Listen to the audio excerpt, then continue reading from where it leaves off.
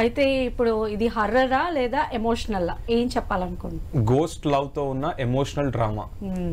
So ఒక మాటలో తేల్చేస్తారు అంటే కన్ఫ్యూజన్ లేకుండా, ఎందుకంటే అది కూడా మనకి చాలా హెల్ప్ అవుతుంది కదా కన్ఫ్యూజన్ లేకపోవడం. అంటే డెఫినెట్లీ అంటే ఎందుకంటే చాలా మంది ఫస్ట్ డే మాకు రివ్యూస్ ఎందుకు అట్లా తేడాగా వచ్చేసాయంటే, అరే హారర్ అన్నారు, ఏం లేదు సినిమాలో, లవ్ స్టోరీ ఉంది, డ్రామా నడుస్తుంది ఏంటి అంటే, మేమే రోజు ఇది కంప్లీట్ హారర్ సినిమా అని చెప్పలేదే. మేము చేసిన ప్రతి సినిమాలో హారర్ ఎలిమెంట్స్ ఉంటాయి, కానీ ఇది ఒక pure emotional love story.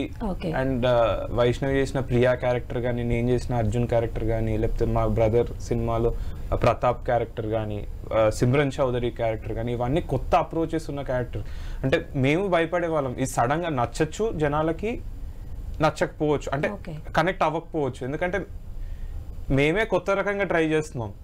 So yeah first day కొంచెం అటు ఇటు ఉండే, బట్ ఇప్పుడు సెటిల్ అవుతుంది. ఇనిషియల్ కెరీర్ లో ఎక్స్పెరిమెంట్స్ అంటే ఎలా అనుకున్నారు మరి మీరు? అంటే ఇనిషియల్ కెరియర్ లోనే చేస్తే అంటే మనకి ఒక ఛాలెంజ్ ఉంటుంది. అంటే నేనేం డిఫరెంట్ గా చేస్తా ఇప్పుడు ఉన్న హీరోలతో పాటు, ఆర్ తనే ఎట్లా డిఫరెంట్ గా చేస్తుంది ఇప్పుడు ఉన్న హీరోయిన్స్ తో పాటు. అంటే మాకంటూ ఒక యూనిక్నెస్ రావాలంటే మేము అట్లీస్ట్ ఒక డిఫరెంట్ అటెంప్ట్ అయినా చేయాలి, లేదా you have to be something different కదా అనుకొని కరెక్ట్ టైంకి డిఫరెంట్ స్క్రిప్ట్ రావడంతో నేను అలా చేశాను. తన అప్రోచ్